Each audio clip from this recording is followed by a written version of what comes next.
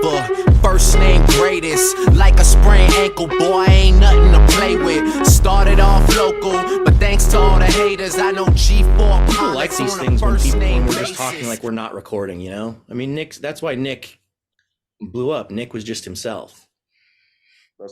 Nick's like the only pro as a personality, so. Well, yeah, that too.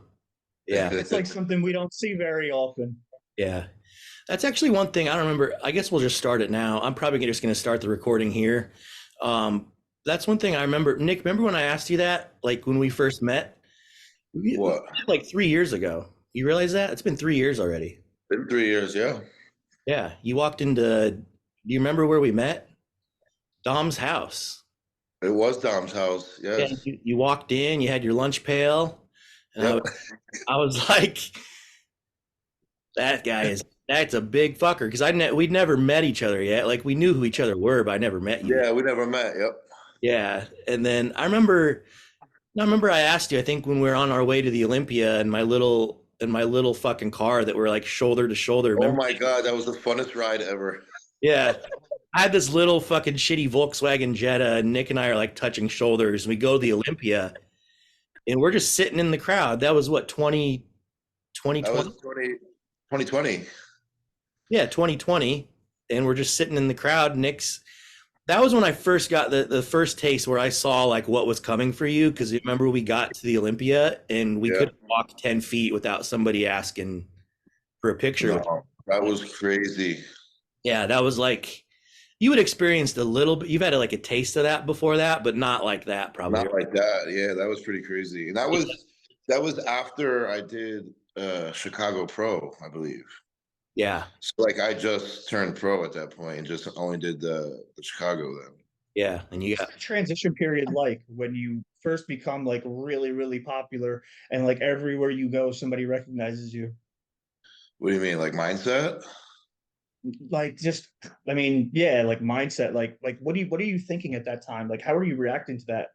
You know, the first time somebody like I have nowhere near your exposure, but the first time people like would recognize me like here and there because it's nowhere near like you, but it just felt weird to me. Like I didn't know what to say. Like people would say, "Oh, I follow you. I'm a fan," and I'd be like, "Uh-huh."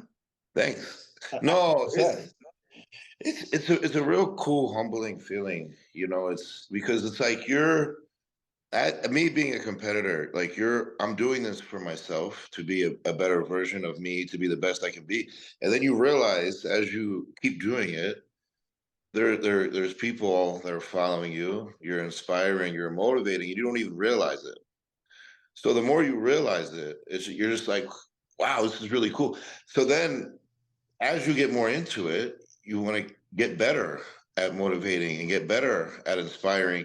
And that's where, like, I think there comes the balance between trying to be the best you can be at this end, but now I also want to do the best I can be for everyone else and inspire as many people as I can. So there's two ends of the spectrum for me now. And I think when I got really, really known, which I'm sure we will touch on it later down the road, after I won the Arnold, after, I got fifth in my first Olympia, I went down that dark path. And I think a lot of it stems from not being relevant anymore because I knew I wasn't going to compete, but also trying to find ways to still be on top of my game and motivate and inspire others, which in return put a shit ton of pressure on myself, which just completely backfired. And now I'm in a spot where I took that pressure off, so to speak. I mean, it's always going to be there, but I took a lot of it just off and realized like there's only so much I can do. And I need to go back to what I kind of used to be, where I just focused on myself and allow that part to just influence everyone else, if that makes sense. Yeah. Well, go full circle back to my question. It was, remember what I asked you is what did you start doing from, because I remember you as like Nick Walker that got sixth place as a heavyweight at USA's or nationals, whatever. And I'm like, oh, that kid could be okay, right? Yeah. And all of a sudden you did what you did. And then we're in my car on the way to the Olympia. At that point, you had a big a massive following compared to what you had prior to that, right? I Yeah. said, what did you do? What'd you start doing different? And you were just like, I just started being myself and not giving a fuck. Yeah, that's what it, at the end of the day, because right, people recognize really quick if you're being fake or not. They might not even know you, they might not even met you, but people just know if you're being fake or not. So the more real you are with yourself and everyone else, the more relatable you are, the more people are more prone to come to want to get to know you more. And I realized I'm just a guy that likes to lift heavy shit. I like to have fun and I want to be the best I can be. And the more I put that out there, the better it just got, you know? Yeah. And then, but one other thing that Phil asked you that I'm curious to see, because I know you and I know you're big on the mind and you're big on Oh, yeah. manifesting and, you know, speaking things to existence. You had to have seen all that coming though, right? Like, and it's okay. It's okay to think about that stuff. It's okay to think about, oh man, when I go to shows, people are going to see me and recognize me and want pictures with me. You had to lay in bed and think about that shit, right? Of course. I mean, like, so when I spoke all that into existence, you know, when I said I was going to win the New York, I said I was going to win the Arnold. I like the goal was to win, right? So when I talked all that shit, you know, saying I was going to do this, I was going to do that, and then when I finally did it, even myself, I was like, oh shit, I You're like, wow, that worked. I won it. Yeah. I So mean, dude, then, I mean, just for people watching this that don't know, like I was around you every day at that time. yeah. I was trying to train with you every day. Hey, hey, do you feel bad at all knowing that I was almost dead and you're calling me a pussy? No.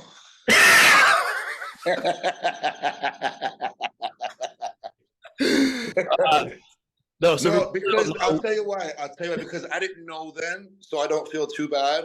But if I knew then what I know now, I'd have been like, oh my God, bro.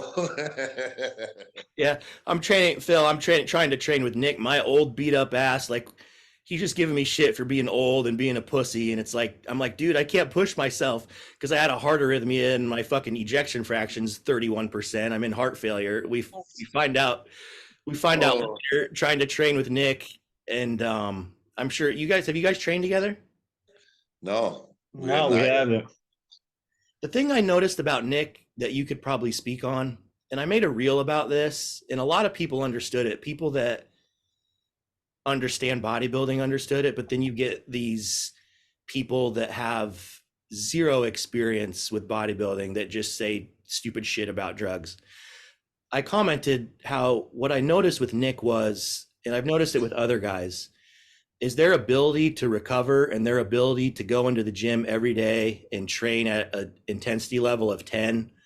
If you don't have to worry about managing the stuff we're texting about, like managing fatigue and all the stuff that we understand now, if you don't have to worry about that stuff with people like Nick, they just go in and train as hard as they can every time and it works.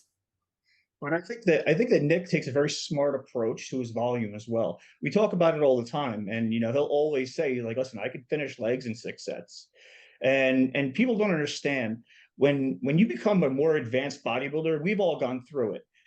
You connect better to muscles. Yeah. You can really make something work. And I remember a post by like probably 4 years ago from James Hollingshead.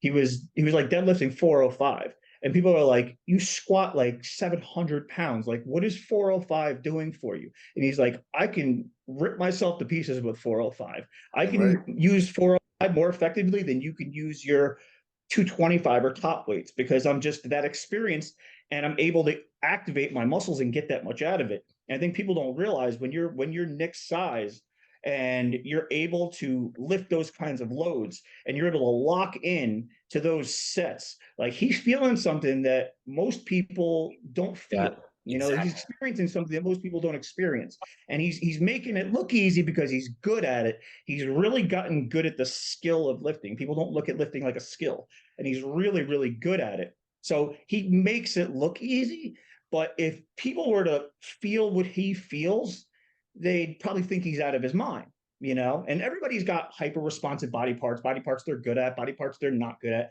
but he just seems to be good at all of them because he understands the concept of lifting, you know? Yeah, that's exactly what I noticed is his skill of training and his ability to tap into and push himself to failure and stay in a set. And by stay in it, I mean his tempo doesn't change, the control doesn't change. Even though you know that what he's feeling is excruciating, it doesn't change, and he continues to make it look easy, and people don't understand that. And then I and love then, his reps. and then the ability to do it every day. I mean, I not love his reps on like a leg press. Huh? If you ever watch Nick leg press, I love his reps on leg press because you could just see that he keeps that tension on the quads the whole time. There is not a microsecond that that tension is relieved. No locking out at the top, none of that shit. Like he just literally like keeps that tension on his quads until his fucking legs are about to explode. Yeah, he was doing, do you still do sets of 30? He would do sets of 30. No, I'll be honest. I stay with legs. I stay in like 12 to 15 now for the most part. Yeah.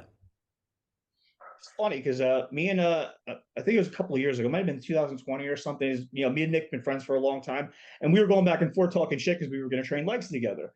And he had been training with one of my old apprentices, Kyle Wilkes, who I respect, and I respect his opinion and everything. So I'm texting Kyle like cocky. I'm like, he has no fucking clue what he's coming into. And Kyle's like, I don't know. Like I've never seen somebody train and be able to take pain at his size like he can. Because I thought like he was just so big and bulky, there was no way he'd be able to deal with the pain that I could push. And Kyle was like, no, bro, like you don't realize like he can fucking push. Like he told me, he's like, I said, because I frequently made people quit leg workouts, and Kyle's like, he'll die before he quits. He's like, you're not making him quit. Yeah. Well, because the first I remember, speaking of that, the first time I trained legs with Kyle, he didn't give zero fucks. So he just ran me through it very, very hard. And I mean, I remember our first actual like exercise was a superset of banded leg press and then walking lunges. I could have been done after that. I'm gonna be honest. I could have been like, I'm good.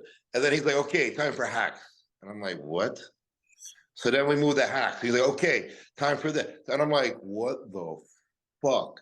I went home and I woke up the next day. I felt like I was like legit hit by a school bus. So that was fun. I enjoyed it. But then I kept coming back every week.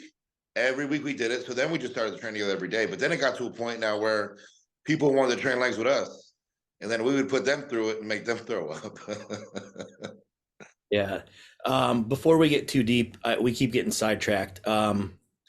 So that's how Nick and I met. The fact that the three of us are sitting here doing a podcast together, if you'd have told me this 5 years ago, I said you're fucking insane, because Phil and I hated each other.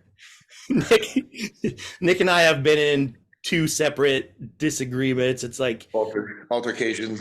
Yeah, altercations. But it's like, I want to talk about it for a second because I think it's cool for people like hearing real shit. We don't have to get into the details. That doesn't matter. But the point of it is, it's just like the older I get, I'm just at a point in my life, and I think you guys are there as well, where it's just like, depending on what the disagreement's over, of course, 9% of the time it's fucking stupid. Very. And you know what else? It's kind of funny. People don't get to know you really don't. You think you know the person from online, and you don't really get to know them, and you think they do. Last year, I ended up connecting with and becoming friends with like Joey Swole, for example. And he even stopped me in the middle of a conversation. He's like, you know what? You're a real asshole. Like we could have been friends for the last 10 years. And you realize like these people that you connect with, like they're actually awesome people. And you dislike them for some stupid fucking reason that just wasn't even relevant or even real, Yeah. I agree. And that's why I wanted to bring it up, because really, if you dislike somebody, or somebody, like, I'll use you as an example, Phil.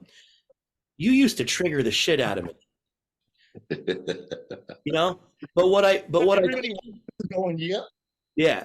And I was a major asshole to you, and I've apologized to you in person for this, and I'll do it on the internet. I don't care. all that was when people get triggered like that, you weren't doing anything to me even at all directly. That was a triggering of my own insecurities and my own issues, right? And so I got to thinking about it. I'm like, why am I going to let what this guy's persona is online affect how my current mood and how I'm viewing him, when I just simply didn't understand you or know you? You know, at the end of the day, what I realized was, I'm like, this guy just fucking loves bodybuilding like I love bodybuilding. He does a great job with his clients and he just really cares a lot. Who gives a shit that his persona may not be how I would act online?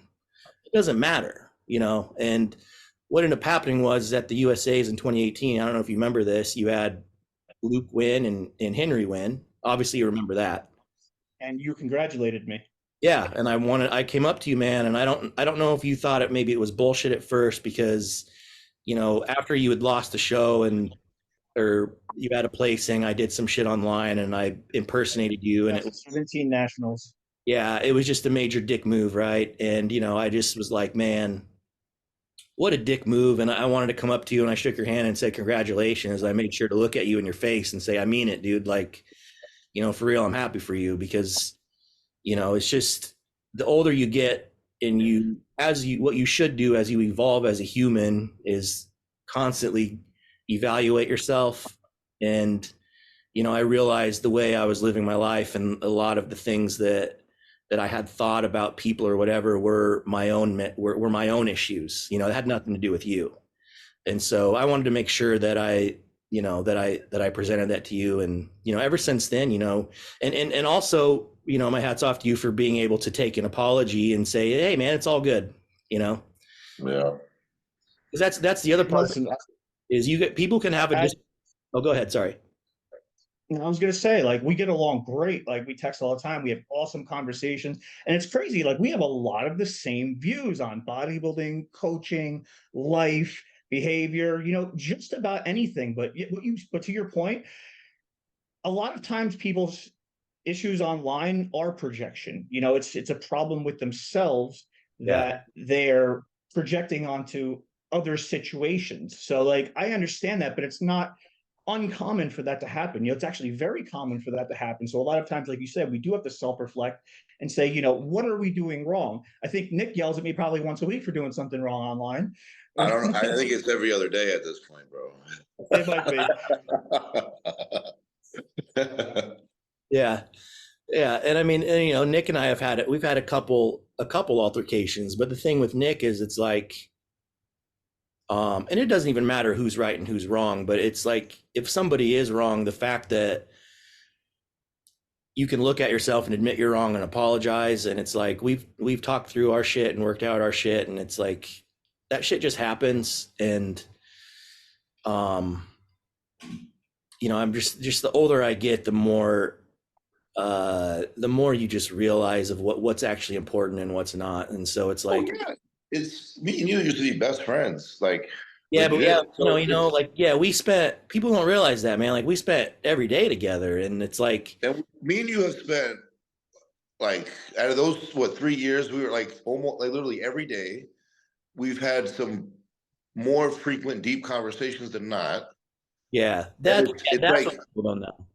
Yeah, so it's like, you know, we went through the certain, you know, situations we went through, and it's like it's not worth losing the friendship over. Like, it just wasn't. No, it wasn't. It was, in my opinion, like, really looking back now, they were pretty fucking stupid. Yeah, like real stupid. You know what I mean? Like, yeah, and it can all just be worked out if you just have a conversation. Exactly. You just sit down and just say how you feel. You say how you feel. You come to some type of an agreement, and you just move the fuck on. That's really it. Yeah, that is really it, man. Because, yeah, dude, we had so many good times, man. It's just like you sit, and I think anybody that spends time with me one-on-one, probably people feel the same about you, is like, we're both present in the moment, and we can talk about whatever it is that pops in our mind, and there's no judgment. Like, we've talked about like everything. Fucked up shit. And whatever the fucked up shit that goes on in our head is. And hell yeah. You know, it's like, especially for two guys to sit and do that, which isn't, you know, it's getting more normal, at least in today's society, which I is think so. which is good. But it's good that people like you that have the following of that you have, and people like Chris, you know, you guys talk about deep things that go on inside the head, you know, that guys. I think it's important, you know, because even when coming up, you know, I was one of those, you know, everyone thought I was robotic, you know, and even now, you know, I like to still think I'm somewhat a robotic, but the more I got into this, the more, you know, social media became present. I'm human. I have feelings. I have days. I have good days. I have bad days. But nobody saw that because I never talked about it. I never put it out. They just saw crazy lifting videos. They just saw me always on point, never fuck up, never do this, which I still don't ever fuck up. But I still, I have days where I'm like, you know, fuck, I don't want to do this anymore. Like this shit is fucking hard. This shit takes away from life. This shit is I sacrifice already so much. Why am I doing? I have those days, and it's normal. And in my mind, if you really want something that bad, those days are going to happen because that's how hard you're working for it. If you're not working for it that hard, then you're never going to know what that feeling feels like, in my opinion. So to have those feelings, it's normal and it's okay. And for people out there that don't think it's okay, that don't think it's normal, I can be one of the ones. Chris can be one. Like, it's fucking normal. It's okay. Like there's days where I'm sure Phil doesn't want to coach anymore. So he's like, "Fuck this shit. I don't want to do this anymore." But he loves it. He realizes why he's doing it. Just like me as a bodybuilder. I mean, even you as a coach as well. You just sit back and go, "You know what? It's fine. It's cool. It's okay." And then you get back on That was track.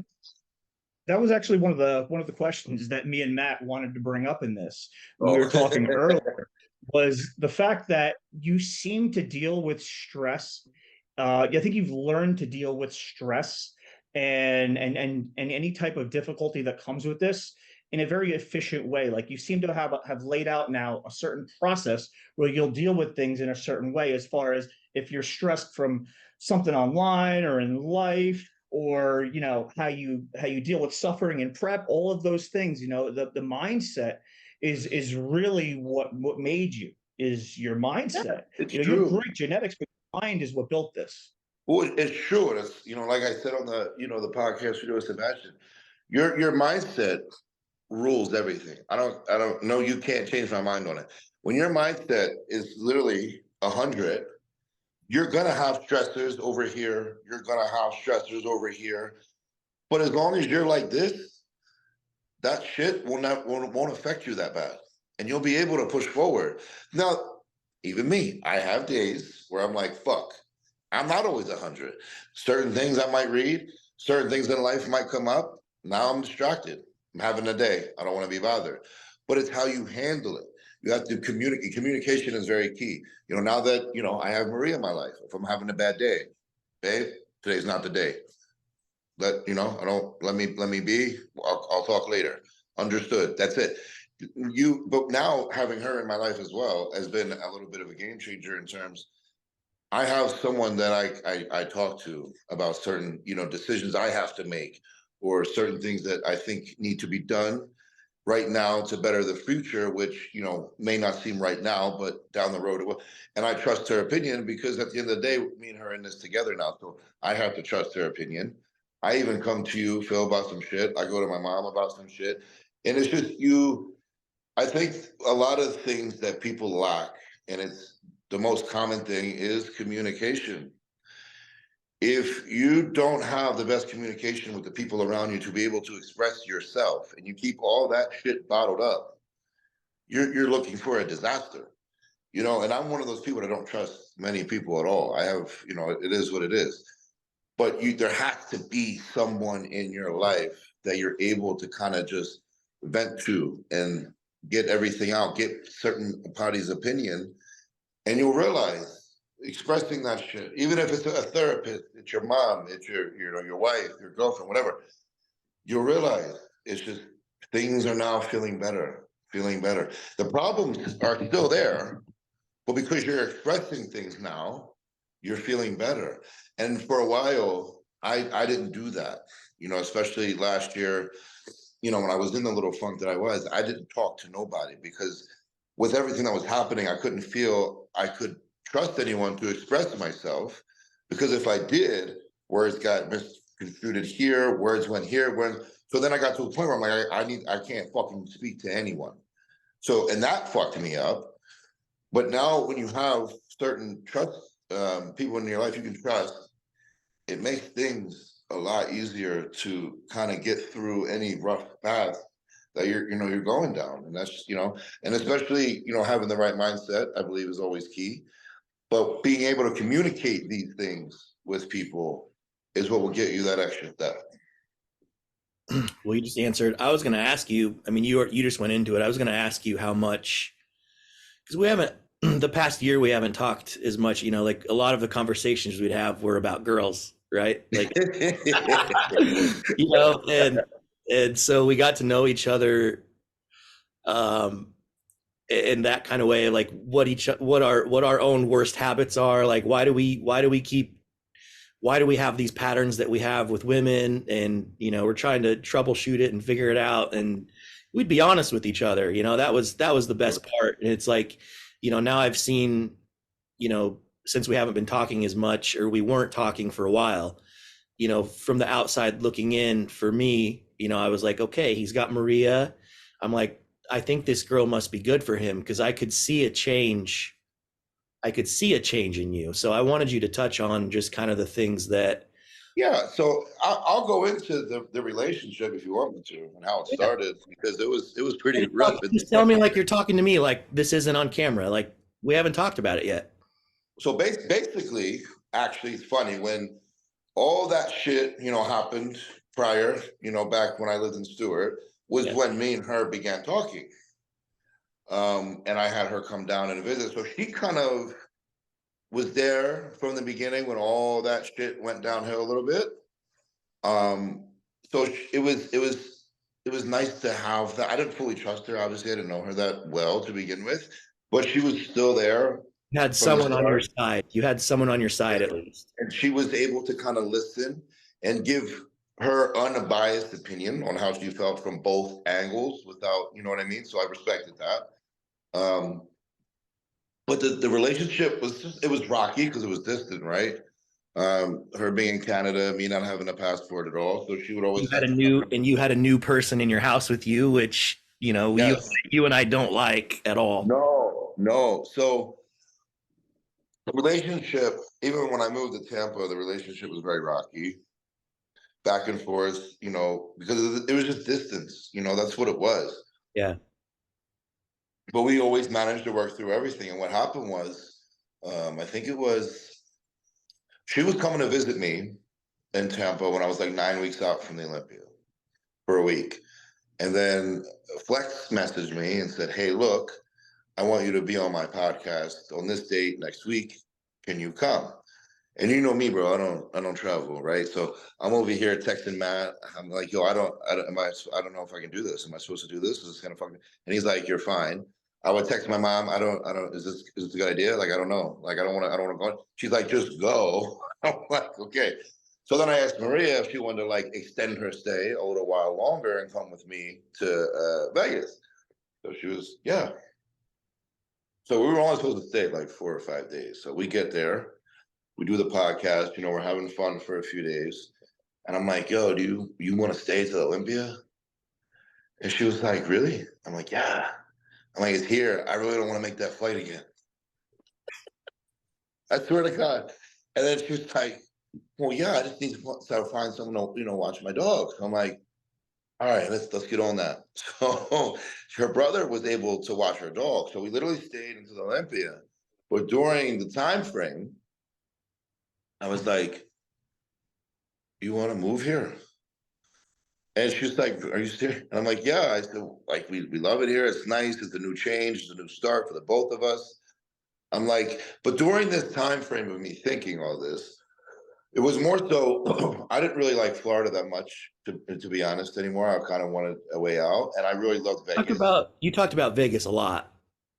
Yes, I loved Vegas. Even when we met, Even when we met Yeah. Shaq, Nick's only question was, "How do you like living in Vegas?"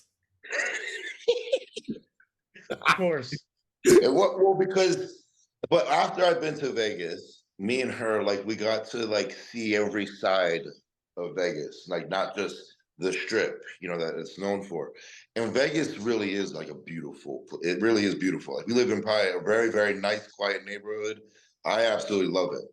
But during this time of me thinking all this, I'm like, yo, this girl is sacrificing a lot to just stay here with me for the Olympia, kind of overstay her welcome. Not at that time, but like really stay her welcome here in, the US.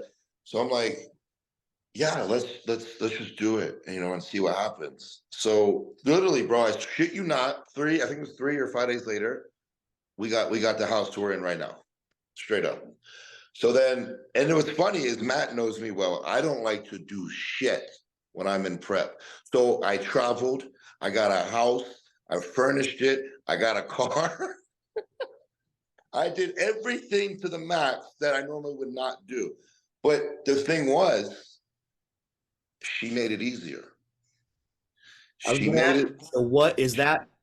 She made. When did you have the light bulb moment where you're like, okay, I think what it is for you and I is we don't feel safe with somebody, maybe just from the trauma that we've had. It's like, we don't feel safe. And you finally had a moment where you're like, okay, I feel safe. Everything feels easy and better. And I'll tell you why, because it was every process that I went through, getting the house, getting the car, even traveling to Vegas, I felt less stressed with her by my side. Yeah. And then she also allowed me to find the balance in this entire industry, prep mode that I normally don't have. And I realized it's okay. We would go out and do a lot of things. I'd bring my meals. Really? What? Yeah, I would wake up and I would be progressing. I would feel good. Training days were training days. We didn't fuck around. But on off days, we'd go out. Places? Well, yeah, we went out to like strip malls. We walked around. We would always go to the movies. We do this. We do that. Like there was a lot of things that even my mom was like, "What the fuck is going on here?" Yeah. So, but I kept progressing. It was like things were just smooth. I didn't like prep. Prep obviously got hard at the end, so things kind of killed at home a little bit. But it was, it felt good. I didn't have any issues. She was very supportive. The girl would get up at 7 a.m. with me every morning. We drive the Dragon's Lair to do photos. Like that. The only person I ever trusted to ever do that was my mom. You know what I mean? Yeah. So it's like having that, somebody in my life that's willing to do that. It means a lot. Yeah. So, and now that we're here, we're living together. It's been good. I've been able to find balance, so to speak, while still being on my A game and giving her the time that she needs. And I feel I look the best I've ever looked in terms, physique, weight, and everything else combined. I may not be the strongest I was, but I'm also not training to be that way anymore. But I feel the best I've ever looked. This morning I was 285, and this is the leanest I think I've ever been at 285. And I think everything is progressing in terms of the weakness parts that I need to progress. And I also, not get off topic a little bit, but I believe that's just due to the way I'm training now. I don't train the way, honestly, Matt, I probably train the way you would train to a degree now. I don't go like balls to the fucking walls and, I don't do that shit. I honestly don't. Like, I feel the muscle to where I'm able, and I told Phil this, to where I could literally probably do 3 sets of quads, 4 sets, and then go home. Yeah. Literally. Because I know now how to just connect in and now that, I've been not now because he's getting ready to compete, but that kid Jared, he's taught me a lot of different cues and ticks and all the full range of motion. And I'll tell you that full range of motion shit, that's a game changer and a fucking half, bro. you can't go heavy. Like there's no way around it. Like I'm on the leg press with like 6 plates aside. Normally, you remember, I'd fucking fill the shit out, and my legs are getting better. My sweeps I can feel are coming out a lot more, and I got no knee pain. So I'm like, but because of the style in which it is, I do feel it fatigues me more. So now I have to play with how much volume, and it's more frequent. So I'm doing everything kind of, I don't want to say twice a week, but like every 3 to 4 days, so to speak. Yeah. So basically what So you're I have, saying, yeah, what Nick is saying is Phil and I understand the physiological response that stress plays on you, whether it's physical, psychological, it's causing the same response internally. yeah. When you're at peace, your body functions so much better. That's the point, right? And even I think even you would go through it. I'm sure Phil, when your cortisol and stress level is like, here you got high blood pressure, you got this, you got this, you got this, you got this. You take all you relax, you take all that away, everything goes back to normal. And all the best All the others, with the exception of you, perhaps, but because you went through some shit. But like the medication you think you need, you don't need it. All this shit, you just need to fucking relax and yeah, calm down. Now, I'm not saying like there's some people that actually do need it 100%, so I'm not taking it away. But 9 times out of 10, the shit is so psychological. If you believe, and this is where I believe mindset. If you believe in your mind, you don't need this shit, or you don't need this, but you won't, you don't. You really don't. And that's what I tried to prone, like all the stress that I had. I'm like, this, I don't need this shit. Like, I need to start over. I need to start fresh. And that's just what I did. And I just, and things have been going, like I said, I have days, right? But everything has been going 10 times smoother than before. yeah. So you've got internal peace. The other thing about Nick is he's smart enough to listen to. Nick doesn't have that mentality where it's like, oh, I'm a fucking pro and I'm bigger than you and you don't, I'm not going to listen. No, not at all. He can tell who knows what they're talking about and who doesn't, and he'll listen to your opinion. I think sometimes, Nick, you probably ask for too many people's opinions, but I think that you're good at that's a stressor too. I think he is good though. I think you do it because you can kind of tell who's full of shit and who's not, and you kind of take what you like from people that you ask and inform kind of your own I do, and I think that's the way you should do it, in my opinion, because it's like coaching, right? Like everybody learns from who their favorite coach was, and they take those methods and now they apply it a certain way and you do things your way with it, and then it becomes your method. Yeah. And the way I just how I look at training, like there's certain things I like that Jared does. There's certain things I like that this person does, and I kind of just form it into what I like the most and what I'm progressing the most at, and then that's what I use for me. Yeah, and That's a great point. Go ahead.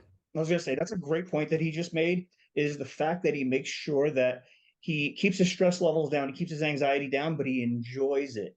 I know for me, when I started forcing, I started getting older. I'm like, shit, I'm never going to turn pro. I better gun it. I better step on it.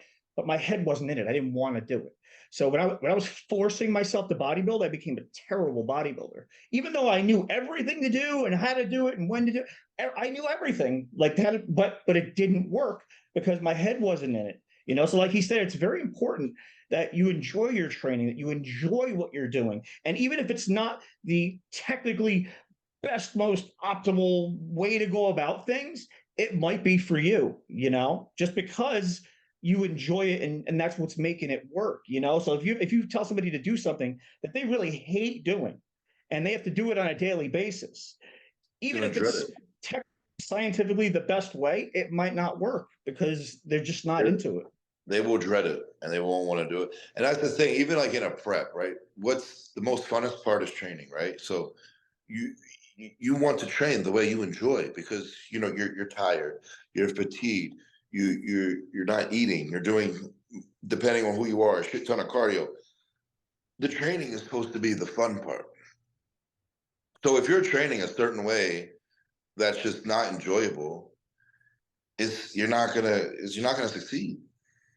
Well, because what's that doing? That's causing psychological stress on yourself because it's changing your entire psyche. Like I fucking hate Well, this. I don't want to and do that's why it. majority of the time I like to just kind of train alone. Yeah. And because people were like, oh my God, you need to train with people, like it's cool, it's fun. It's like, yeah, but for me, my training is like my peace time. Yeah, me too. I'm doing it, I don't mind once in a while. I get it. It creates cool YouTube videos. That's fine. But 9 times out of 10, listen, I started training because I loved training for a specific reason by myself. I don't mind training with people if we're very similar in what we're doing. But for example, like Milos, like don't come up in here and tell me I gotta do a bunch of, fucking giant sets here. It's not happening, bro. Like I'm not, you know what I mean? Like, but if you're able to find someone that actually can make your training funner, then yeah, I'm all for it. Yeah. But for me, like Jared, I'm not gonna lie, Jared was someone that because we had similar methods, he enhanced the training in terms of making it more fun. He was a fun training partner. He knew how to push. He knew when not to push. So he was someone that I enjoyed training with. So I don't have a problem with that. But 9 times out of 10, and I feel like this goes even for the both of you, training is our time. We put the phones away, we put the headphones on, and we just go have fun, do what we love to do, and then we get out, and that's it. Yeah. Yeah. Absolutely. And when I was at my most stressed, I couldn't do shit. I couldn't put my phone away. I couldn't be in my workout. That was my meditation time. And when I lost that, I started struggling with everything. Because like you said, that was my stress relief. Yeah. Yes. But so in a nutshell, what you've done and why I'm excited to see what you look like this year, you're probably going to bring a whole nother new look, I think so. Because you have a couple things that you figured out. You figured out that you needed to get rid of that stress, have the peace inside. That's a game changer alone. Because the look that you had last year was a look of you had burnt yourself the fuck out, like in training, emotionally, psychologically, mentally, physically, in every way, but you still looked how you looked, and now what you're figuring out is you've evolved into this way where you have peace inside and you're able to, you found this kind of the sweet spot that you're in right now with your training where you're not digging yourself into such deep of a hole. You found like this perfect sweet spot of like, okay, I got enough work in, it's productive. I'm going to leave now and I'm going to be able to do it again in 3 days. Okay, now this is where, people will debate, and even Phil and you might debate me on this, but I just put aside, I'm a genetic freak. I sometimes believe training to the extreme failure is counterproductive to growth. And that I have seen, I personally believe, and I'm not saying reps in reserve training is the optimum way here. There's sometimes you need to push, but if you just say two sets, just shy of failure, and you pump is this fucking fat, move on to another exercise, your pump's this fucking fat. The third exercise, you do 2 sets just shy, your pump's it. Why? That's it. You're good. You have done enough to where you have maximized blood flow. And in my opinion, pump is what leads to growth. So if you have this huge pump, now you go feed the muscle. It has no other whatever, I forget, I lost my words, but no other choice but to grow now. And then sometimes I feel when you push to that ultimate failure, which I know some people will say, pump isn't all end all be all, but I kind of believe it is. You push yourself that deep, I just believe it becomes counterproductive in terms of recovery. You over fatigue yourself. You can't recover as fast. There's no pump, and you're putting yourself at a huge risk for injury. And I don't believe in that now. I'd rather do an extra set with so much more time under tension than just one set that I used to do where I'm like shaking like a bacon, going like this and shit, and jeopardize something. You know what I mean? Yeah, I think it's both. Phil, you're gonna have a great point on this. I already know. I think it's both. I think this is working for you right now because you overreached for so long before. Yeah, I agree. And because you have all that tissue now, like just to Phil's point, like you're so skilled at what you're doing, you're able to recruit fibers that, you know, a normal human that's just starting to train, or that's within their first 5 years of training, you know, they don't need to just chase a pump, you know, like, and it's not even, and I don't even think that you're even chasing a pump. You're still training relatively. Oh, I still train hard. It's still hard. Yeah. Like, I don't want people to hear this and say, oh, Nick Walker doesn't train as hard anymore. Cause that's not what you're saying. You're just, no. You're just not doing as many sets to failure or beyond as you used to. Oh, I like to think I will stop like as soon as like that rep that, you know, you hit, you're like, whoa, that's the one. And then I kind of rock it. Yeah. When you used to go 5, 6, 7 reps beyond that. I normally would get that feeling, pause at the top and keep, you know, and let me think, do I think that benefits? Yes. Do I think that's helped me get to where I am today? Yes. Do I think I need to do it now? No. Right. Yeah. Go. Phil, what are your thoughts? Well, I mean, I want to explain something for the listeners, just so like they understand exactly what we're talking from a scientific standpoint. Where he said, "I feel like the pump does matter," and there's a lot of people online right now that are saying pump has nothing to do with muscle growth and this and that. Now, if you are just training for a pump, yes, that might hold true. But if you are having a phenomenal workout, you should always get a pump.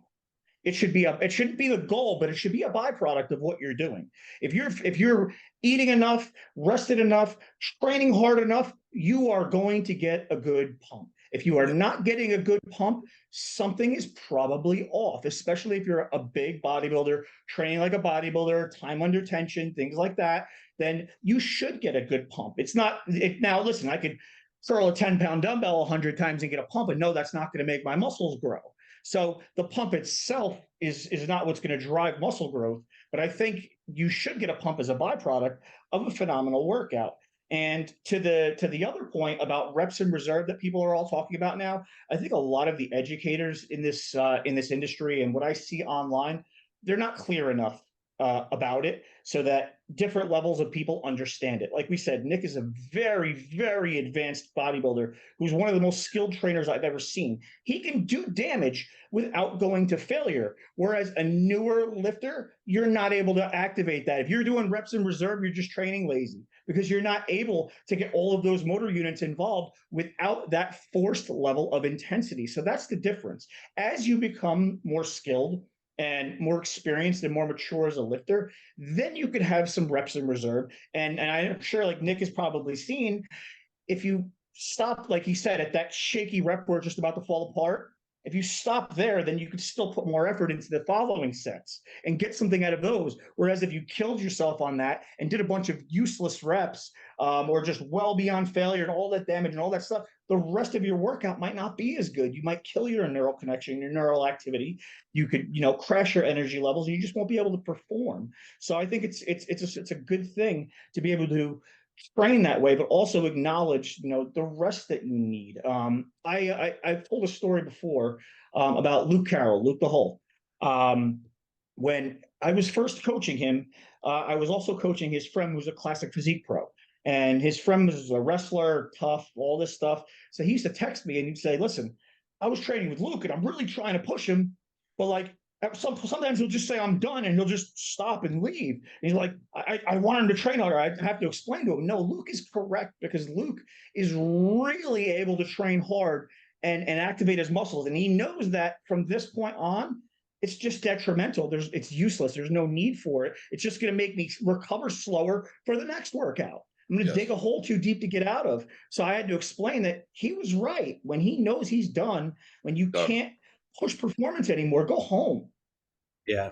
You make a great point. You made me think of something about reps in reserve and why I don't like it is because people's perception of that is so different, man. Like Nick Walker's perception of no reps in reserve versus Joe Blow off the street that's a lifestyle client, 0 reps in reserve is completely fucking different, man.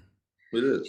And then there'll be people, I've seen coaches where they prescribe, okay, this week is a 4 RIR, and then the next week is a 3 RIR and a 2 RIR. Like, especially with girls, like that are working with all of these like the functional health expert people, right? And it's like, how can you even differentiate between a 4 RIR and a 3 RIR? I mean, really, you know? You know what I I think about this think now is, that I think that's stupid. Yeah. I do think that's yeah, stupid. what Like to me, like when like, I think reps in reserve, like I'm honestly not going to be like, oh, I did like three, I did like a 3 or no. I'm gonna be like, I left like one or two in the tank, like something like that.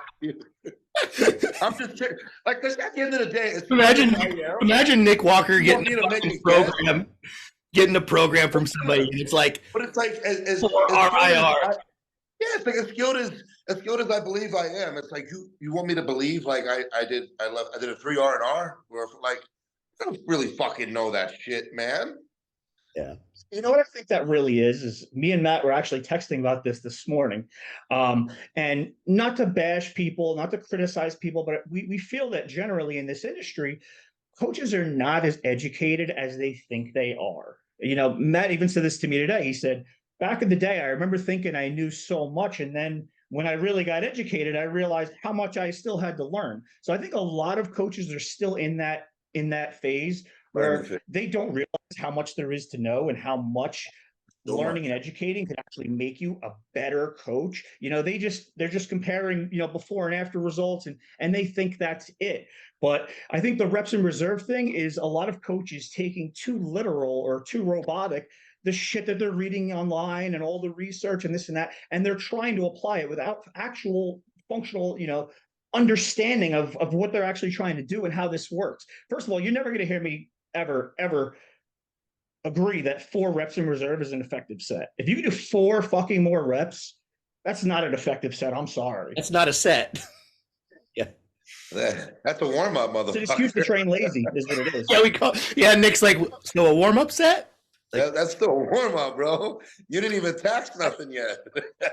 We're losing a lot in this industry as far as the hardcore nature that we used to have back in the day. People are looking for ways to use drugs and do specific things with training and specific things with diet. They're trying to circumvent the hard work. They're trying to circumvent the suffering. They're trying to figure out a way that they don't have to go through that. People are taking all kinds of appetite suppressants now and prep, and they're digging into all these peptides and this super secret drug that Nick Walker has that I don't, and that's the only reason he's bigger than me. Like all this crap, they're trying to figure out ways around it instead of just sucking up, grin and bear it and do it. That was another question I wanted to ask Nick, actually, is how do you deal personally with the suffering and prep? Well, Phil, yeah, hang on. An hour into this, that's why we're doing this in the first place. I just remembered because I put up a post that said, how do you make suffering better? You confront it. How do you make it worse? You run from it. And that one turned your crank. You must have liked it because you said that we need to do a podcast on this. And that's why we're here in the first place. I forgot to say that an hour ago. So, Nick, but you're absolutely right, dude.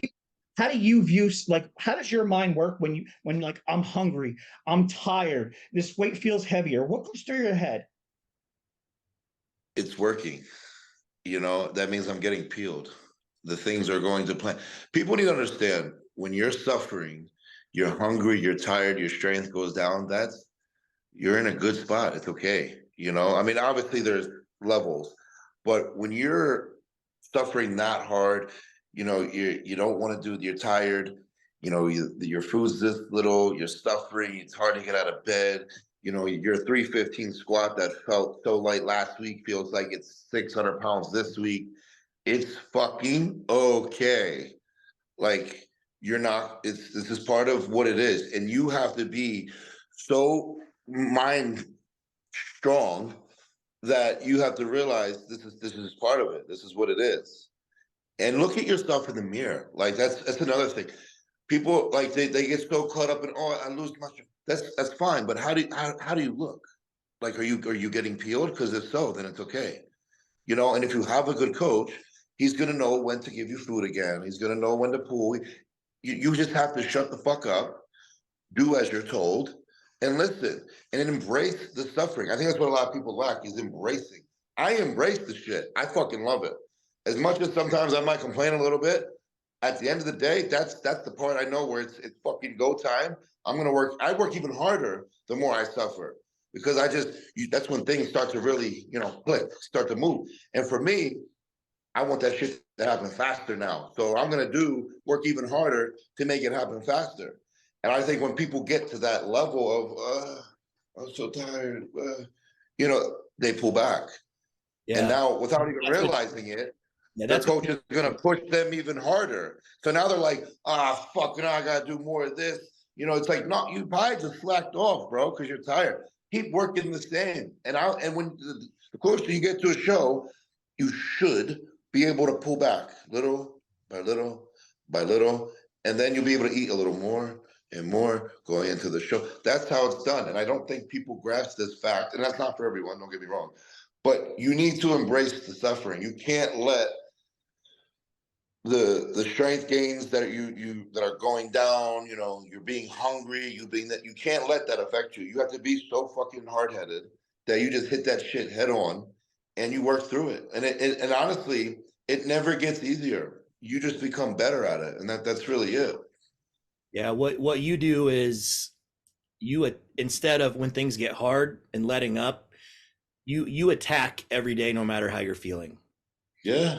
You attack it versus having this passive like, oh, I'm tired, like even I would notice when you would do cardio, like you would attack your cardio, Yeah. you're getting after it. And most guys aren't, I wouldn't say are like that, especially bigger guys. They're just walking on a treadmill at 2 miles an hour, like, oh, but whenever things get harder, you attack it. You would still go to the gym and you would train the same way no matter what. So what you've been able to do is you've been able to detach your emotions from your actions. Yes. You've set this target. And what I'm curious of is like, how were you able to do it when you were younger? Because like right now, you're one of the best bodybuilders in the world, training to win Mr. Olympia. So people are like, oh well, I could stay motivated, which I guess you could, right? It's a little bit easier to stay motivated when you're amongst the best in the world. But before that, when you were 17, 18, 19, before you were here, how were you able to set that target and still remove your emotions from your actions without the allure of being Mr. Olympia or winning the Arnold or even winning a pro card in your head? Like, those are the people that I feel like struggle with it the most. Like, don't you feel like the people that are doing this and they say they want to do a show or they want to win a show, but they're not able to turn it on? Like, I mean, I'll even use myself for example. I'm not a good example because I was just depressed. I was a depressed motherfucker. But for people that have normal functioning brains, that want to work hard, that think that they can do it and push themselves, they're so far away from obtaining anything what they believe is significant that they kind of sabotage themselves. So it's like with you, Nick, when you're younger, like, I guess you always just saw this happening and that's what kept you. No, honestly, it's not that I saw it happening back then. See, I think, when I was molested, I couldn't find something that I connected with. Anything I did, I just didn't feel, the sports that I played, I stopped because I wasn't into it anymore. So that was when I got into training and I connected with it. I loved to work out. Whether, honestly, when I was younger, like 12, 13, it didn't even have to be weights. It could have just been running, could have been jump rope, could have been, I just loved doing activities, but not sports anymore. I didn't want to be in a team sport. I isolated myself. And at the time, I had more fun that way because I was able to kind of just do it on my own, I guess. So It sounds kind of like this became your savior. It did. Oh, it did. So the older I got, my first gym, was Planet Fitness. I remember telling my mom that this was the hardest part. I remember sitting my mom down and telling her I don't want to play baseball anymore because she thought, because I was pretty good, she thought I could have been something in that. And I said, I don't have the heart for it anymore. It's gone. Like, I can't, I don't want to do it. So then she eventually said, okay, maybe in her mind, she might have thought it was like a phase, so to speak. So then my first gym was, Planet Fitness. And I started to train really hard. And I outgrew Planet Fitness. I couldn't, 75-pound dumbbells just weren't cutting it anymore. So then I actually went to, it was like a family-owned gym. It was Extreme Fitness, which was like 10 minutes from where I live. It was very hardcore, all hammer strength, side backs, some pre-core, dumbbells went to 180s. I was like, this is awesome. 15 years old. That was the first hardcore gym I went to, and I stayed there. I did all my first preps there. Even though when I did my first show, when I graduated high school, because everyone's like, you need to do your show. And I didn't know I wanted to compete. I mean, I just loved training. That was it.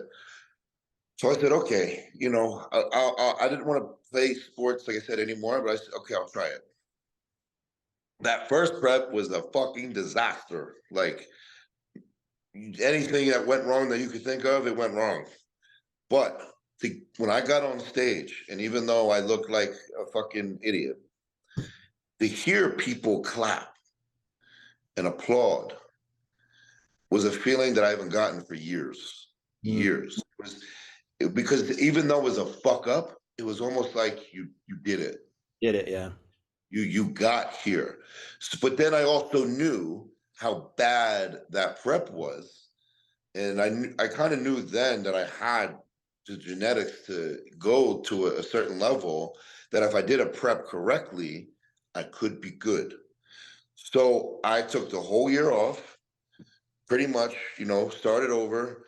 And then after the year, I started prep for, it was NPC East Coast. And then I did Eastern USA's as a teen, and I won both divisions. And then I took, I think Phil was there at the East Coast. You won the overall. I won the overall at the East Coast. Yeah, he won the overall. And then I believe I took 4th or 5th in the open division of light heavyweight. And teenager. Yeah, I was 17 or 18. And that show was, I still talk about this. We don't see shows like that anymore. For him to take top 5 in the open as a teenager, that show was deep. I think there was 20 plus in light heavies. Yeah, back then, like, the original shows were pretty deep. Yeah, I think 4 of the people that were in the show are pro now. Like one of the guys in my class is pro now. I think 2 of the light heavies and the middleweight are all pro now. Like I'm not exactly sure on that, but I know that was a deep fucking show, and it was packed. It was packed to the gills. There wasn't standing room against the walls, and it was a big deal. So for him to do that as a teenager, it was really tough. Yeah, and then the following week I did Easterns, won the teens, and then I believe I got 7th in the open there. And then for me at that point, it was like, okay, I might be on to something here. So then, the following, like 6 months later, I did Teen Nationals against Cody. I got 2nd. And then the following year, I did my first national show at USA's 2016. And it was at that moment when and I got 6th. I got 6th there as a light heavyweight. And I said, you know what? I could be good. So then I just kept going. I waited another year. And then I did North Americans. Phil was there. I got 6th. And then I did nationals later that year. I got 6th. I took 2018 off. Came back in 2019. I got 2nd, which everyone thought I should have won, but that's okay. Came back in 2020 and destroyed it. Won North Americans. And then, the rest of this point was history. And it's just, and I think to really fully answer your question, besides the fact that I enjoyed training so much and I connected it with so well, I found something that I was meant for. Yeah, it gave you purpose. It gave me that purpose that baseball used to. It gave me purpose that other. So even though that first show I was not good at all. It was horrible. I enjoyed it, and then hearing everyone clap and applaud. It gave me that feeling that I never had in years, years. Because of the rut I put myself in, I just didn't think I was good enough for anything anymore. So to hear that, knowing, wow, this prep was fucked. and everyone's clapping, like this is really cool, you know. But knowing I can be good is what drove it even further. So bodybuilding, you know, as corny as it sounds, because a lot of people say it was my purpose. You know, I found what I was able to connect with the best with my life and make it, you know, like a career out of it. Dude, I say this all the time. I know both of you guys will understand this. I know both of you will understand this. People will always say, well, because what happened to your heart? Is that because bodybuilding? Is that bodybuilding? And most guys in my position are going to blame, you know, we see it all the time, Phil, like things happen to guys get health scares or whatever, and they become bitter at bodybuilding. They blame everything on bodybuilding. And I'm like, no, bodybuilding didn't do this shit to me. I did it to myself. I didn't take care of myself. My mental health was not okay. This was my fault. If anything, bodybuilding saved me. Bodybuilding saved me from killing myself multiple times. Because like Nick and like a lot of people that get into this sport, lifestyle, whatever you want to call it, it's a monk life mentality and a monk life style of living that is so extreme, if you want to be good at it, that it's going to attract people because of some kind of trauma. Usually we all experience some kind of trauma. We've all got shit going on in our heads, and this is our way to kind of work that out, whether we realize that's why we're doing it in the first place or not. At first we don't, but as we get older, you know, like Nick's doing right now, he just explained how he was able to do it. It meant so much to him. It gave him purpose. He identified and he learned that, hey, wow, if I stay disciplined to something, and only he knows all the work that he did every day for the last, 12 years now? 12, 13, yeah. You know, 12, 13 years straight. And each year you've gone on, you've probably done a little more work and been a little more on point. There's something every year that you did a little bit different that you correlated with success, because you're like, wow, I lined up all this shit and I knocked it all down. I did everything I was supposed to do and I got better and I'm being rewarded for it. You know, so then you do that year after year after year after year. And you're right, man, it gives you purpose. So I think both of you understand me when I say, you know, I don't blame any of this shit on bodybuilding, man. Bodybuilding kept me alive this whole time. I agree. You know, like there to a couple points. First, with Nick, you know, dealing with the suffering, and I think what he really did was he connected it to positivity. He made it a positive trigger rather than a negative trigger. And I think a lot of people fail to do this. They don't realize, like, a concept as simple as this: I'm starving right now. I'm hungry. What does that mean? That means my body's looking for fuel. And if I don't give it fuel, what's it going to do? It's going to burn up some body fat. So when you're starving, you're probably getting leaner right now. So being hungry is good. That means your body's looking for fuel, and it's going to get it one way or the other. You know, as long as you're eating adequate protein and you're starving between meals, guess what? That means right now you're getting leaner. So you should, like Nick said, you should embrace that. And to your other point about, you know, bodybuilding didn't do this to you. Remember, like you said, you were very depressed. Stress is extremely inflammatory on the body. If you are stressed, you will see your blood markers off all across the board. So when you're really stressed, it's very, very detrimental to your health. But this is our release. This is where we get away. You know, like I got into bodybuilding also because of a negative situation, because, you know, my first girlfriend broke up with me and started dating someone else, and I was completely miserable. And this took the pain away. It gave me endorphins.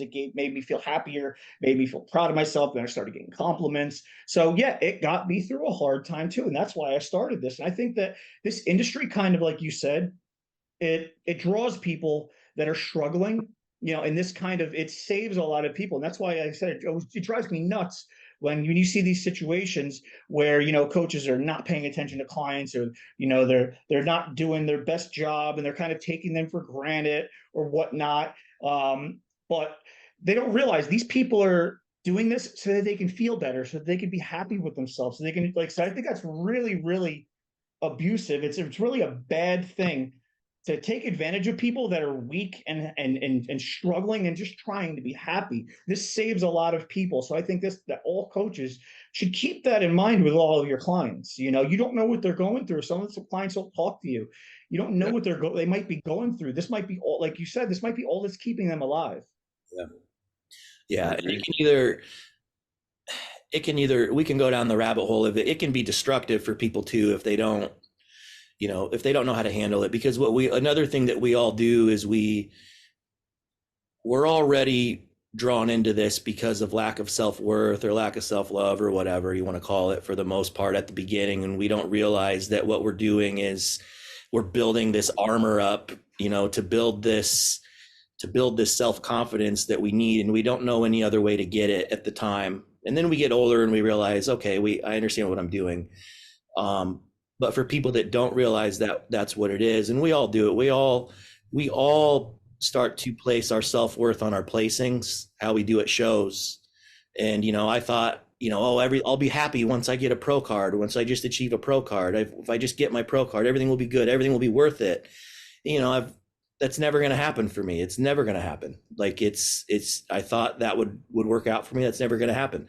But what I realized is that, people have to stop chasing whatever it is. Like Nick saying, which is something I want to ask you, Nick, is, Nick, I think, is now realizing that him feeling happy and him having self-worth is not based on him winning an Olympia. No. Anymore at this point of his life. If I were to ask you that 3 years ago, yes, I would have said yes. Yeah, right. But and we haven't even talked about this, but from what I'm hearing you say and the way that I see you now, I think that your perspective is completely different. It is. I think, look, my happiness now is making sure I'm taken care of mentally, physically, everything else. Making sure Maria is happy, making sure my family is taken care of. That's what now brings me happy. Now, as far as being competitive, yeah, you still have that dog in you. You're not a pussy. Yeah, of course. If winning the Olympia is going to make me hella happy. Yeah, right. But at the end, it's not the driver, what I have built. And that's another thing, even Maria says to me, she's like, you ever just take in what you've accomplished, what you've done, what you've built for yourself? She's like, you're friends with Jay Cutler now. Don't you ever just kind of take that in? That was your idol. And and it's no. I really haven't, because not even being a body, but I just think this just goes for the grinders and the hustlers that want to keep going. You accomplish one thing, but now you're automatically to the next, right? And that's just what my life has consistently been, and I've never just taken back, and she's right. It's as much. And and this is where I say I'm human. As much as I believe in myself and I knew I could take it to this level, if you would have asked me 6-7 years ago if I'd be living in Vegas, having my own, house and, having the cars that I've always dreamed of and this and that, I'd be like, I don't think so. So it's just sometimes you need to take that step back and be like, I have done really well.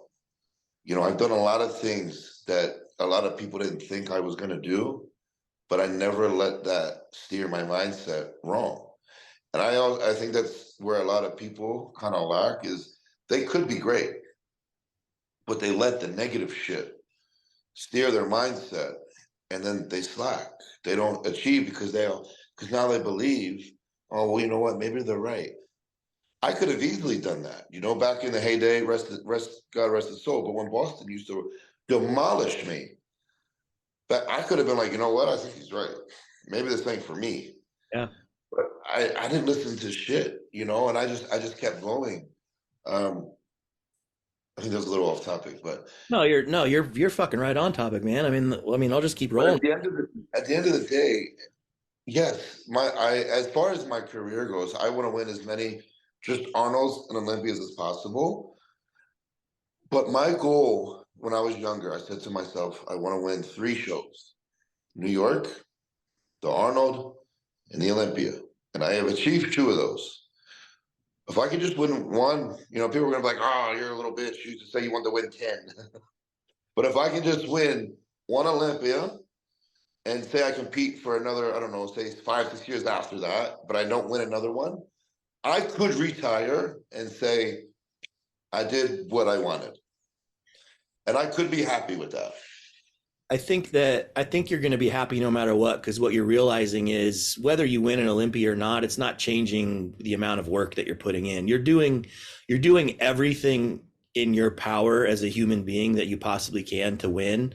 And at the end of the day, if you ever don't win, you're still going to be satisfied, because I don't remember who I stole this from, but they say self-confidence is built on keeping promises to yourself. Yes. And all you've done for the last, however many years you're a bodybuilder, let's say you bodybuild 20 years, that's 20 years straight of keeping promises to yourself every damn day.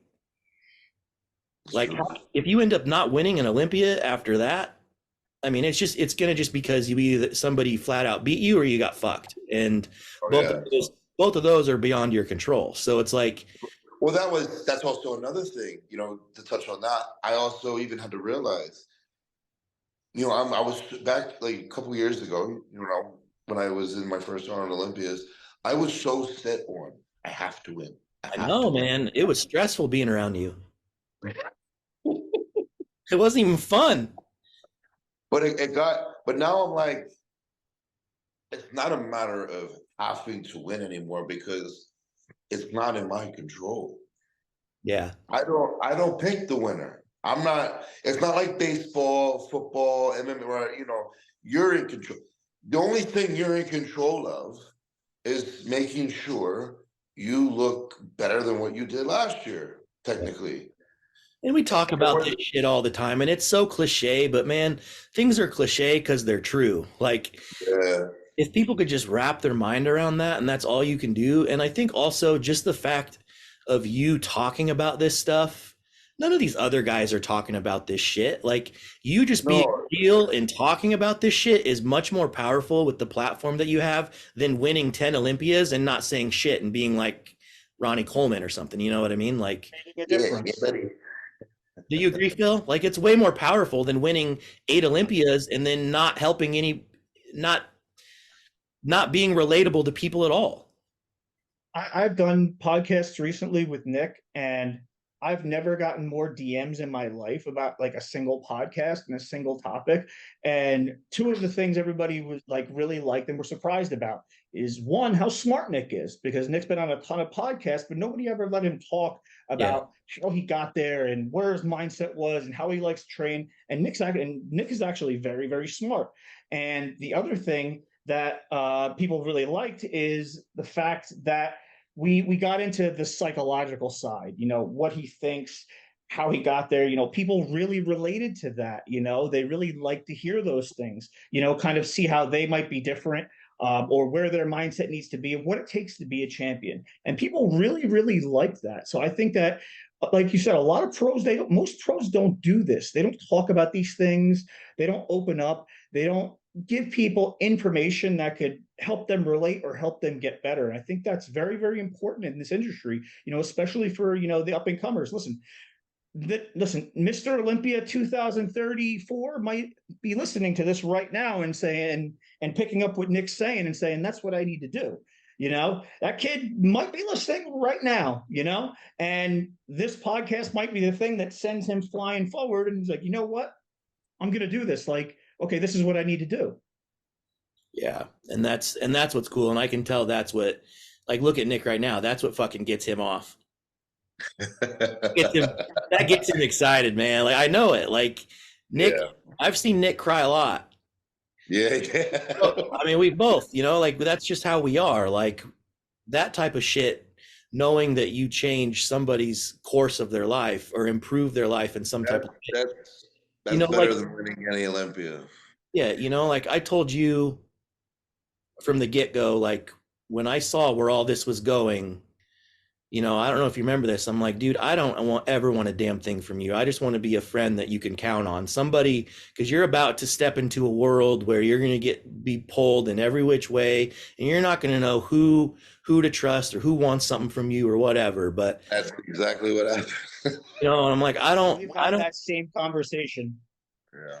Yeah, I'm like, I don't give a shit about any of that, and and you know that, and I think that's why we're still here, and that's why, even though we've had a couple tiffs, you've come back around and made it right, and we'll be good going forward, and I appreciate that. But it's like you can just tell that's why we have the connection that we do, because we understand that this is bigger than just in winning a show, There's nothing worse losing a friendship over, obviously depending the circumstance, but when it comes to little tips, man, like none of that, even for anyone, it's just not worth it. Like just talk it out.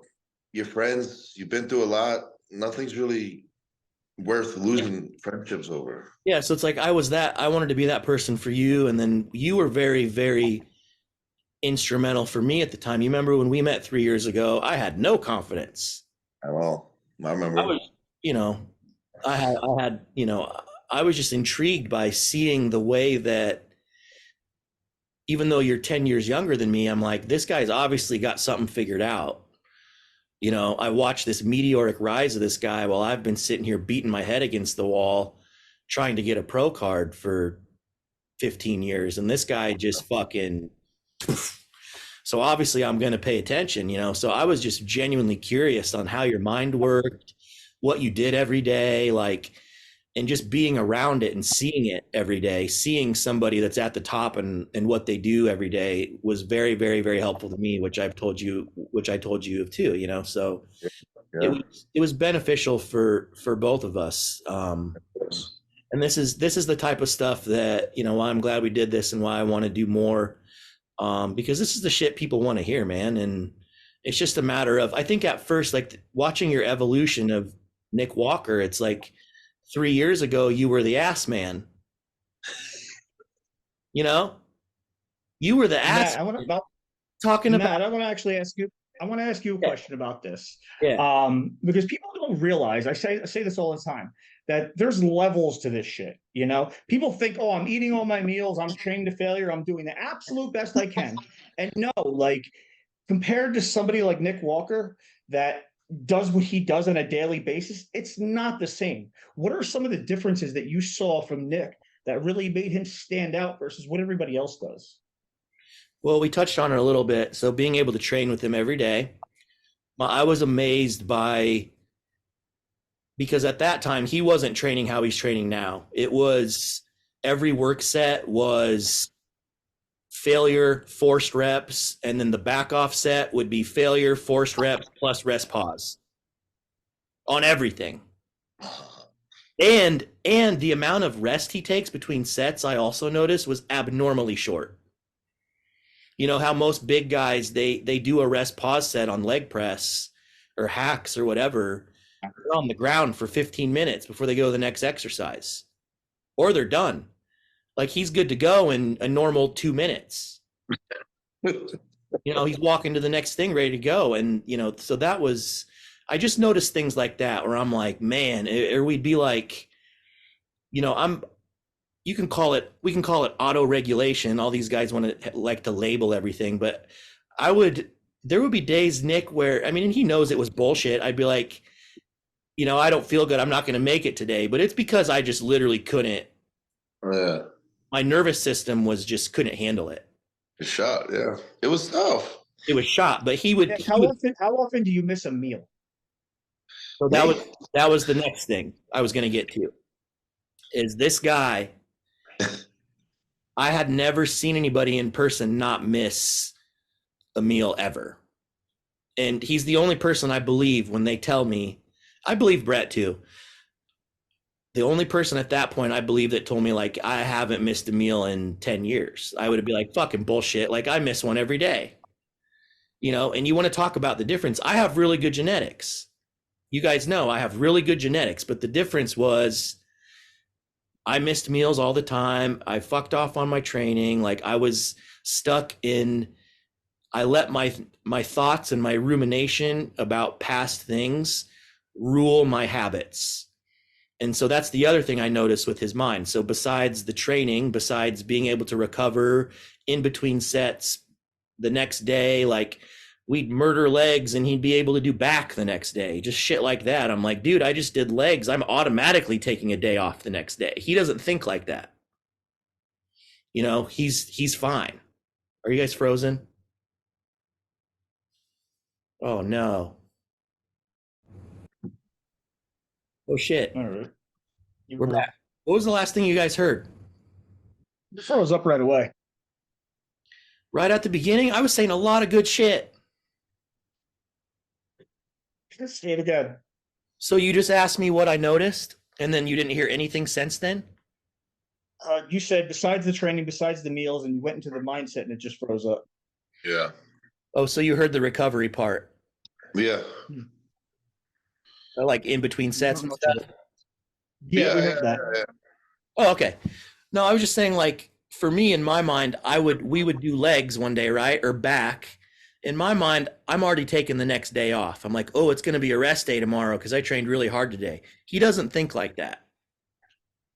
You know, like just it's No, he doesn't back off. That's one thing that I noticed about him is that he's completely all in with this. And people who think that they're all in with this, they're not really all in with this. there's level. Probably my most popular post I made last year was the one where I showed everybody the math of missing one meal a week, and I think it came out to something like 35,000 calories a year, just missing one meal. Yeah. You know, and it added up. It adds up like you wouldn't believe. Now do that over 10 years. You know, how many calories did you miss? How many grams of protein? You know, there's an extra 10 pounds of muscle right there. You know, Yeah. and as we know, results also compound. You know, we kind of I tell all my guys, like, you catch momentum, you catch spurts, and when you get that momentum going, you've got to keep it going. So when I get a guy that's, you know, really in the middle of a growth spurt, I'll just say Groundhog's Day. I don't care what you're doing. I don't care if we have you changing your PEDs in the next phase. I was like, I don't care if we plan to. I was like, keep it the same. Don't fuck with it. Ride this out and don't miss a goddamn meal and don't miss a rep in the gym, because right now you're in the middle of a growth spurt, and that's typically what happens. You know, most people are not going to grow 2 pounds every couple of weeks, 3 pounds. No, you'll get like 10, and then you'll solidify it, and then you'll get like another 8, and then you'll solidify it. So like you end up sitting at the same weight at certain periods for a prolonged period of time. So when you hit a growth spurt, it's very important to not screw up. Yeah, just ride the wave. I think people are going to get confused. I know that Nick needs to go eat, so we'll wrap this up. Are you training today? Yeah. What are you training? Thanks. See, like me, I'd be like, if I was him, the old me would have been like, I'm doing legs. I'm not going to do a podcast today. Would have been me too. You too? Yeah. Me too. Yeah. No, you know, I I'll think tell you that what it is. And I'll be honest, normally I am like that, I will say. But when it comes to, I knew what this podcast was going to be about. That's why I wanted to do it, and I didn't care what day it was on, because I enjoy doing this type of podcast versus the whole, you know, laughter, giddy, yada yada stuff. I've done that for too long. When it comes to like actually getting deep, I could do this shit all day. Yeah. Because I think people need to hear it. And personally, I just enjoy it. I enjoy getting deep because it's personal, you right? And I think when you're with a couple people you're friends with, and then you talk about personal topics, it makes it's easier to do, and it's more fun. And knowing that people can hear this, and like we all said, it could help people. That's what matters, right? Like the whole other podcast talking about shit and eating ass, and that's not helping anyone. That's just for laughter, Yeah. which is okay. I text Phil before. I was like, dude, I think this is the part I love most about life. Just sitting and having conversations like this with people. And it's because I think that we all struggle. Nick's better at it than me and Phil, but Phil, I think maybe I can speak for you here. It's like, we never made it in bodybuilding because we allowed rumination and our thoughts and our minds to get the better of us, right? You know, and we lacked the ability to just be present. And what Nick has mastered, as doesn't matter what's going on in his life, he's able to be like, what am I supposed to do right now? It's fucking 1:30. I'm on meal 3. Okay, I'm gonna eat meal 3. The other shit can wait. Yeah. And he's mastered being able to be present. But which is also why the three of us love this, is because it's just the three of us, three dudes that all share one common thing, which is bodybuilding. We fucking love it for whatever reason. It doesn't matter. We love it. It's what we do. It means a lot to us. And we're sitting here and we're talking about it, and we're all present with each other, and it feels good. We're not on our phones. We're not scrolling. We're not thinking about something that happened yesterday or 3 years ago, or worrying about what's going to happen tomorrow or in 6 months. We're just here talking about shit that actually matters. You actually just made a great point, especially for all of your young listeners here, is something that you and I really sucked at that Nick is phenomenal at, and that's what makes the difference. Because you and I were both very good bodybuilders, but we didn't get to that level because of certain things. And I think one of them, me and Nick actually talked about this, I think yesterday or the day before, is the ability to not let things online affect you, not let the things that people say affect you, not allow bad things that happen affect you. And you know, Nick gave me a very long speech, probably wrote 2 pages worth, about, you know, not letting these things get to you, because in the end it only hurts, you know, it's only going to hurt you. What people say doesn't matter. He's like, if what they say bothers you, work hard or shove it up their ass, you know. And I think that's what he's really good at, and what I know for myself I was terrible at. You know, I remember in a prep my legs were damn near 32 inches, and I was Smith squatting to parallel, and everybody, oh, you don't squat deep, you don't squat. You know what I started doing? I started squatting deeper. My legs shrank, you know, because I let everybody else dictate what I was going to do. Yeah, That's funny. If the deeper I squat, they get bigger now. Yeah, but I was Smith squatting to parallel 6-7 plates for reps. So I mean, I think that's heavy enough to get. But see, the thing was, that was working for me at the time. You know, I was doing other exercises deeper, like hack squats and leg press and things like that. But on that particular exercise, for whatever reason at the time, I was really progressing. I remember I started that prep or that year at like 455 for 8, and I think I ended that year at 7 plates for like 4. You know, so like I put like 300 pounds on my Smith squat, and as we know, that progression works. So what I did was I ended up changing because of what everybody else said, and that's what screwed me. Now, don't get me wrong, I agree with you on full range of motion and deep reps. Later on in my career, my legs were at my biggest when I was deep squatting deep in the hole. But at the time, that was working for me, and I let the internet derail me. Yeah. it's got to be. I'm sure Nick has mastered. I mean, does that stuff even bother you anymore? Not really. I kind of just laugh at this point, you know, like, Good. and it's something I'll tell you this, it's something Maria had to get used to, because, you know, even for both ends, because even when she reads something about me, she gets personal now. Yeah. But like, even if now that, you know, we're together, you know, she'll get negative shit for no reason. So then she had to get used to that. Like, I remember, and I talked about this before, I think, when me and her did a Q&A together as like a couples Q&A on my YouTube, she got like demolished. Like, it was insane how bad she got. And she, you know, it bothered her. She handled it pretty well at that time, but it bothered her. You know, she wanted to go to bed early, messed with her mind. I ended up just turning the comments off. I didn't, you know, whatever. So these are things even like she had to adjust to, like all the bullshit, which she's doing great now, but it's just like the internet is such a powerful tool in every way possible. It can either make you or break you. There's like no in the middle. Yeah, it can make. Funny story, actually. There's actually a funny story here relative to this that Matt actually talked about earlier, as far as your girlfriend having to adjust to it and everything.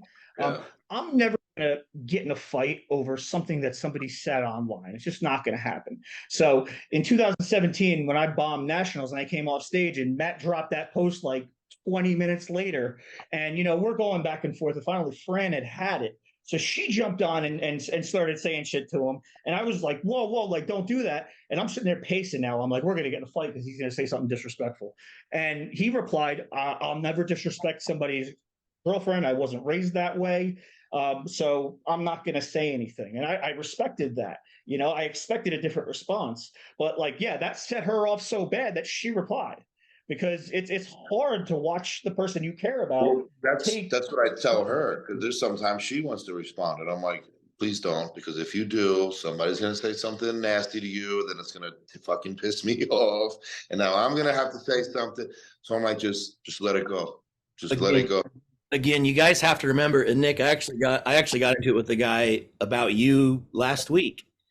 I'll bring it up. The what's the one main thing that people say to you that they think is just really that's going to go for the jugular? It's the same old shit still. My varicose veins. No, similar. They're like they said something like they'll say something about he'll be the next Dallas is the Oh yeah, like that one. Yeah. the people that go straight to that, and you go to their profile and they're all the same. They either have no profile picture, no followers, no nothing. Just think about the misery that person must live in to Yes. to say that. I'm like, I asked the guy, I'm like, does that make you feel better about your own inadequacies? Because I could see the guy was a bodybuilder, and I know this is the answer. They have their own inadequacies of why they're such not where you're at. That to justify that to themselves, they're going to say what makes them the only thing and the best thing that makes them feel better, which is what they say. And it's like, so they try to devalue you in the greatest way possible in their eyes to make themselves feel better about being a shitty bodybuilder. That's it's funny because that's how I look at it now. When people say a bunch of like negative shit to me now, I'm just like, how miserable is your life, man? Oh yeah, like dude, you don't even know me. I don't even take it personal anymore, because I'm like, you've got some troubles in that head of yours. But like to say, just think about it. Just would you ever scroll through and say that to another human being? It wouldn't even be a if I saw someone that like was like big on the internet, I'd be like, oh, it's fucking awesome, like. Yeah. So to have that outlook where you're operating out of anger or out of spite, out of hatefulness, that's a reflection of that person. It's like you just have to, at this point, you do just have to laugh at it, because it is laughable, and the joke is on them. It's not on you. It's not on anybody else. It is. I can relate to that. I can tell you like firsthand. I'm very honest about things. That's why I tell people sometimes I don't want to talk about things, or I don't want people to ask me certain things, because I'll be very honest and make a lot of people hate me, But fuck, I actually just forgot what we were talking about. What were we on? People saying like, oh, you're gonna die. It's crazy that you would wish somebody would get hurt or wish that on somebody, or say that about somebody. And again, to my honesty, I've actually seen Nick's blood work, and Nick's blood work is very solid. So anybody who says anything about like that or thinks something about that just because he's big, no, his doses are probably lower than yours. And his blood work is probably better than yours, because he makes sure that he takes good care of those things, and he's very careful with those things. We've had conversations, and he's like, well, my coach wants me to take this, but I don't really think I even need that much, and I'll hold back on trying to influence the way somebody's thinking, especially in prep, because I believe the coach should have full control, or you guys need to have a conversation about it. But like, he doesn't gun anything, at all, and his blood work is very good, and he's very, very healthy. And like you said, he's jumping into sets, 1 minute between sets where other people take 15 minutes. That's a sign of good cardiovascular health, Yeah, my thing is, even if he wasn't, let's say it's not Nick, it's somebody that's being completely irresponsible. Like, who cares? Maybe that person doesn't value their life.